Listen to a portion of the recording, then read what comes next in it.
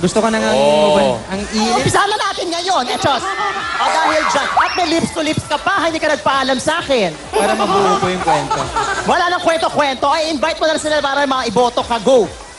Tuloy pa rin po yung botohan. Just type TP8 and send to 2929 for Sustantivo. Thank you po.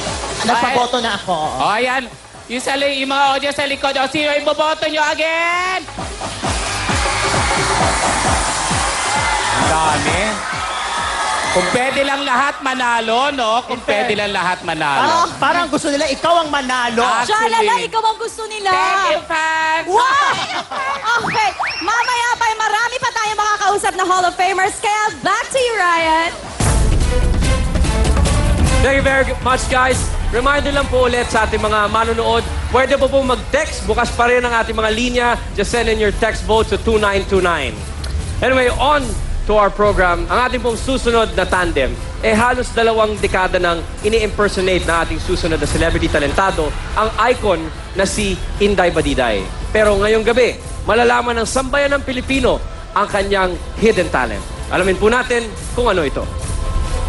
Actually, makikita niyo ang kakaibang Inday sa loob ng almost 18 years na sa industry sa pag-impersonate sa icon natin na Inday Badiday na hindi ako nagkamaling in-idol ko siya o ginaya ko siya.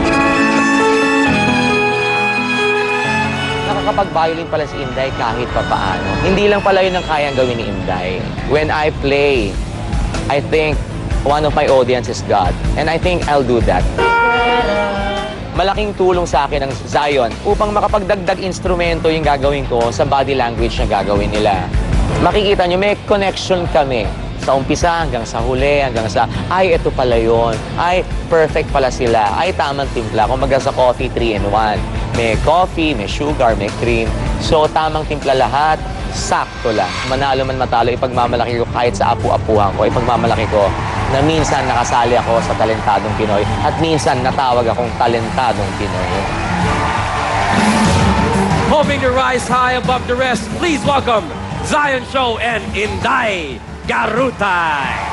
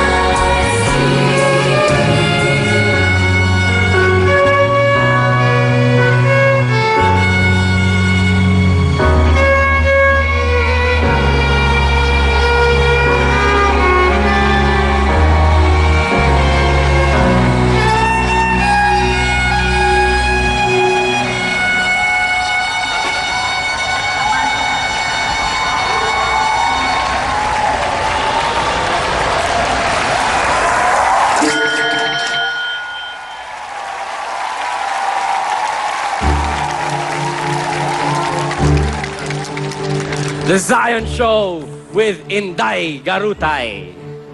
Wow! Palakpakan po natin sila mga kapatid. Hello, Zion Show. Very good to see you again on our stage. Magandang gabi sa inyo lahat. Inday, Buhay pa ako. magandang gabi sa'yo. Hindi ko talaga akalain makikita kitang nakaganon sa stage, ha? Yun nga, ako nga rin nagtataka rin eh. But let's see what our talent scouts think about your performance. Direct Joey? Nakatingin sa akin sila lahat. Alam mo, ito ang ilan sa mga saglit sa buhay ko na hindi ako makapagsalita dahil sa naranasan ko sa entablado. At ito ay aking isa-summarize sa 3 punto. Unang-una, sa pagbungad ng iyong bahagi sa palatuntunang ito, nagulat ako at ikaw pala ang sumasayaw. Dahil sa buong pag-aakala ko, magbibyuling ka. Ikalawang punto, kinabahan ako nung nagbyuling ka at baka magsayaw ka kasama ng Zion Show habang nagbyuling ka. At ikatlong punto, tama ang sinabi ni Sweet, ang palatungtunang ito ay galit na galit sa harness. Okay? Kinakatakot ko na baka habang ako nagko-comment ay nandoon ka nakasuspende sa hangin. At iniisip ko, medyo matagal pa ang linggo ng pagkabuhay. Hindi ba? Na kung saan ang anghel ay aalisin ang belo ng nabuhay na Kristo. Pero Inday Garutay, ang ginawa mo, hindi lamang pambuwis buhay, ito ay pambayad karma. Maraming salamat. Thank you very much, Direct Joey. Lucy, anong sa palagay mo sa performance ni Inday? Ito. Ryan, I'm very happy to see the Zion Show back on stage kasi they're one of my favorite acts. And it's a very refreshing combination. Hindi ko alam kung akala ko talaga magta-tumbling din si Inday Garutay. But nagulat ako, nag-violin. Nararamdaman ko lang na medyo ninenervyos ka. And parang you were holding back or maybe you were too careful na tuloy parang nawawala ka sa moment because you were so concentrated on what you were doing na hindi mo na nararamdaman, hindi ka na nakikipag-relate sa nangyayari sa kapaligiran mo. I wish that you let it all out. I wish na mas nagbigay bahala na whatever comes of it kasi for sure nag-rehearse ka ng matagal, sana binigay mo na lahat. Yun lang, nakulangan lang ako doon. Feeling ko para kang may tinatago. Hindi mo siya naibuhos lahat. Thank you very much, Lucy. Tuesday, ano sa palagay mo? Ako aliw naman ako. Nakakaaliw talaga yung kombinasyon kagaya ng sinabi ni Miss Lucy. Ako din, paborito ko din ang Zion Show. Kayong mag-asawa, kayong dalawa. Gustong-gusto ko pag nagbubuho lang kayo. Dahil inspirasyon namin kayo ni Koy. Lalo na yung letter T na nagyayakapang ganon. Ginagawa na namin ngayon yon sa bahay. Letter I pa lang yung nagagawa namin. Hindi pa ako nakakaangat. Kay Inday naman, Mari, hindi ko alam na marunong ka palang mag-violin. Sa sobrang nagulat ako, imbis na violin, violence ang gusto kong mangyari. Magagalit na ako. Ang galing na may hidden talent ka pala. Tsaka yung harness nga na nakakairitang parang 27 numbers na natin ginawa dito. Talagang bagay na bagay.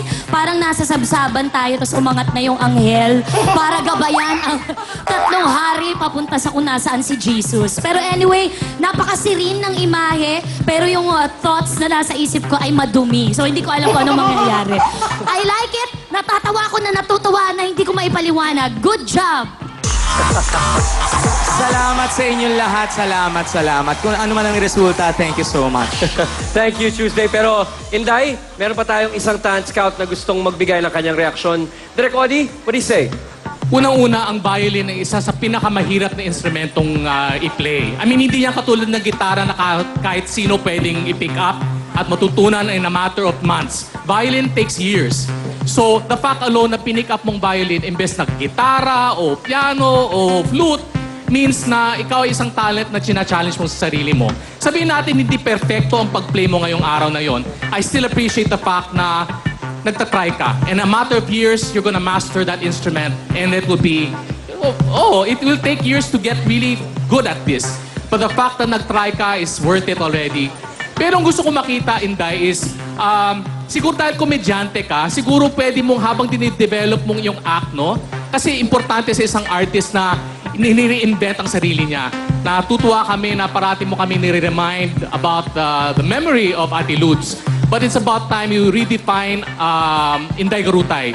So siguro pwede mo gamitin ng violin na nakakatawa. In a way, you can play, pieces na nakakatawa, gamitin mo sa comedy. So para hindi mo na itago, kasi parang naka-off lang na we expect to laugh, tapos it's very serious. So siguro you can develop that act and I'm sure you'll go a long, long way.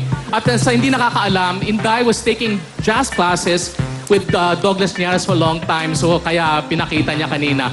Sa Sayo naman, you are one of my favorites. Akala ko talaga mananalo ko yung last year. Pero kung minsan, sa isang performance, things happen. May nangyari na hindi naging perfect, ganun lang talaga. Pero isang bagay na hindi matatanggal sa inyo is the fact that you're good. And when you're good, you can perform anytime and you will always be good. So, tonight, you were exceptional as usual. Thank you, Direk Audie. Thank you very much, Dance Scouts. Pwede request. Gusto kong marinig yung comment ng kapwa ko beauty queen si Miss Rufa. Pwedeng marinig ko rin ang yung comment. Okay, Rufa, Opo, Inday kasi just wants to find out Kapwa what you beauty think. queen tayo. Oo. Oh my gosh. Okay. Dapat ba? Kasama pa ako sa comment na yan? Request lang. Whatever you feel about the Okay. performance. Promise. Well, I really, ano ba? Hindi naman ako kasali dyan. Okay, wait. Anyway, no, that was a great performance. Actually, napansin namin ng konti, it was a little bit out of tune, but like what Direk Audie said, practice makes perfect. So, through the years, I'm sure mamamaster mo din yan. Thank you and so of course, much. sa inyo, talagang mahusay naman kayo talaga ever since. Thank you very much, Rufa. Thank you very much, Dance Scouts. Okay, Zion Show. Again, we appreciate you joining us again on our stage. And Inday Garutay, na-enjoy na ating scouts ang iyong performance. May konting mga puna, pero para yan sa improvement ng iyong future performances. But we do appreciate your presence here tonight. Good luck, Inday. Thank you so much. I have fun. Thank you. Mga kapatid, kakaibang musika at kantahan ang hatid sa inyo na ating susunod na pares. Abangan sila sa pagbabalik ng Battle of the Champions sa paboritong talent show ng bayan, ang Talentadong Pinoy!